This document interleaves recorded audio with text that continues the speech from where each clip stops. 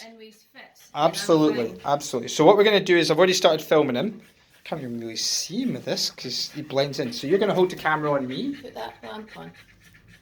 Behind it's got the wee switch, then the wire.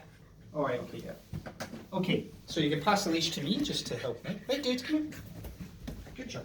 Okay, just so you can see kind of, what's your husband's name? Kevin. Kevin, so you can kind of see what we've been doing a wee bit. So Jenson, normally when the door goes, he goes absolutely crazy at the door, okay, but actually gets really aggressive, okay. These are triggers that before, we should have filmed him before, shouldn't we? I always think of that afterwards. But proper, like when I came in, he was on the harness, he was the Tasmanian devil trying to bite me, blah, blah, blah. So, and you've also had a whole bunch of what we call positive trainers out to help you, and you were told to fling him in another room, and some other nonsense. Tie him up. Lock him up, etc. This avoids the problem. So what we did first is we switched him off the harness and put him just on a simple slip leash first, just to get a wee bit more control, to calm him down a wee bit quicker, because the harness was counterproductive. It added more tension when he was already drunk. And then we thought the most modern and the softest and the nicest way to communicate with him to have him calm down quicker was actually start teaching him some remote collar. Okay, so we're using the mini educator here, and we've spent already well over an hour just doing low level taps into his bed. Tap almost like a clicker. Audio click, bed. Audio click, bed. Just doing it with an e-collar. So he starts getting an understanding of it. And what the e-collar just means is, stop what you're doing, pay attention to me, and I'm going to give you a command. And that's what we did first in a very gentle way. So we jumped between negative reinforcement to positive reinforcement, okay? To where now I'm going to give him a tap on the collar, and we're going to tell him to go to his bed. Now you'll see him moving before I even say it, because that's what it means, okay? Good job, buddy. What bed do you want to go? I don't mind which bed. Let's do a bed. Jenson bed? Good job, dude. Good job. Okay, so the collar is just an extension of me. It allows me to tap him on the shoulder. No, good. Tap him on the shoulder and get his attention, and then ask him to do something. Now, when he gets drunk, goes crazy at the door, the great thing is the e-collar gives me the ability to tap him on the shoulder a bit firmer to get his attention. That is reality. But what we find is now, your dog right now is on a 6, okay, which is actually the same as my little Frenchie. So he's on a 6. Now, you didn't even feel it till a 19, okay? And even when we kind of had to burst his bubble when he was going crazy at the door, we were like at 15. So it's super low. But the reality is, without the collar, we were having to be really physical, weren't we? Holding him back, going, he was trying to bite him. How many times did he even try and bite you because you were there touching him when he was drunk? Okay? So I'm going to go a little bit lower here. I'm going to bring him off the bed and then show you how with the e-collar we put him onto the bed. So I'm not using the e-collar right now. Jenson, come on, dude. Good job. Good job. Now already normally, me doing this, you'd be trying to bite me anyway, so already this is better. Come here, dude. Okay. So I'm going to tap the e-collar, and let's see how much he knows so far. If I tap it, I'm going to hold it maybe up to 2 or 3 seconds because it's so low. Just if he doesn't quite understand, I'm going to help him with leash pressure to go to bed. The way this switches off, negative reinforcement, is going on to the bed. Then he gets positive reinforcement. Okay? So you can see here there'll be a wee red light on him. Tap. Okay? Figuring it out. Jenson, bed. Off. Good job. Good job. You would also want to go food. Okay? So that it was so low, he felt it, but he's like, right, cool, I feel what you want me to do. Bed. Okay. But as soon as he went in the bed, the pressure went away. So this is how we were teaching the e-collar. So then if we maybe potentially just go a wee bit high, like an 8, bring him off. Jenson, come. Good job. We're going to put him back on the bed.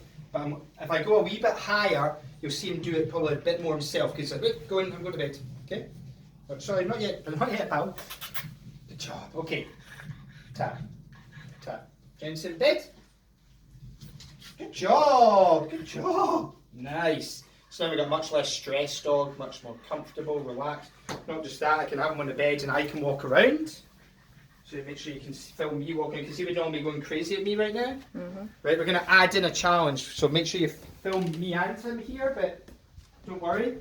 So when I knock the door, film him. And I don't mind about him coming off the bed. So film him. I'm going to tell him to get back. Good.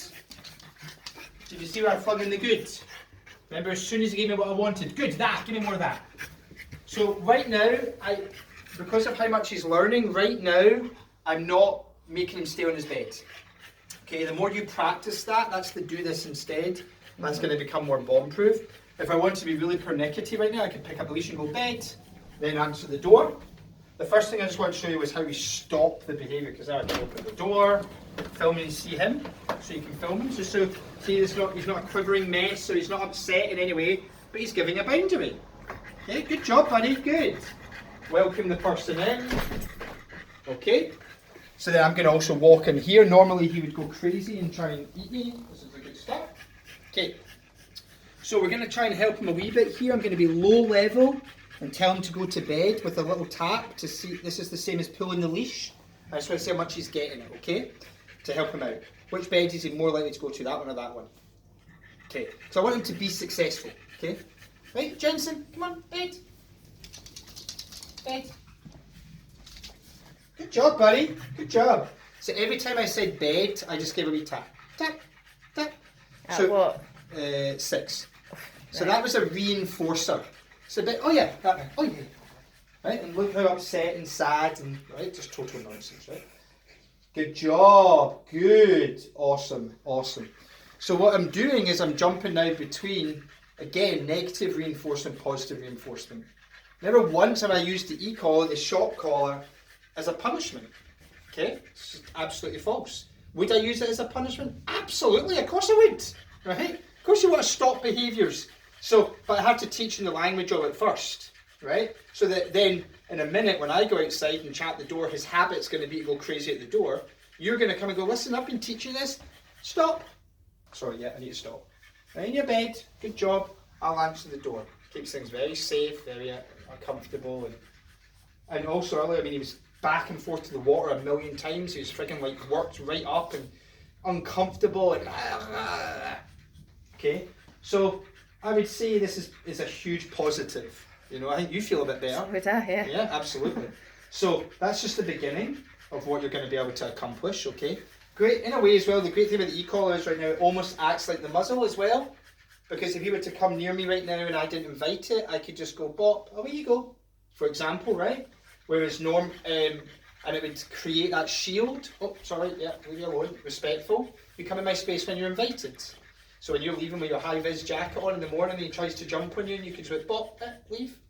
Got you. But you associate that with that word, classically condition that a wee while. You just the words, and then the issue goes away. It's like, oh yeah, I don't do that anymore. I don't get a buzz out of it anymore. Does that make sense? Mm-hmm. Okay. So this is much better. Let's try and have you come out the bed. Jenson, come on, let's see if you come out. Let's see what he does now. This is where I want him to make mistakes, like him to have a wee go at me or whatever. It's okay. This is why I'm here. If he does, but the great thing is I can use the collar to protect myself. So I'm going to walk back and forth here. You're just kind of filming here. He would normally lunge at me, right? Is that right? If I was walking here, okay. Good, you just film wherever he is. Good. And all I'm focusing on is no lunging, first of all. Hi, Jenson. Come on, dude. Let's bring in the next. Hello.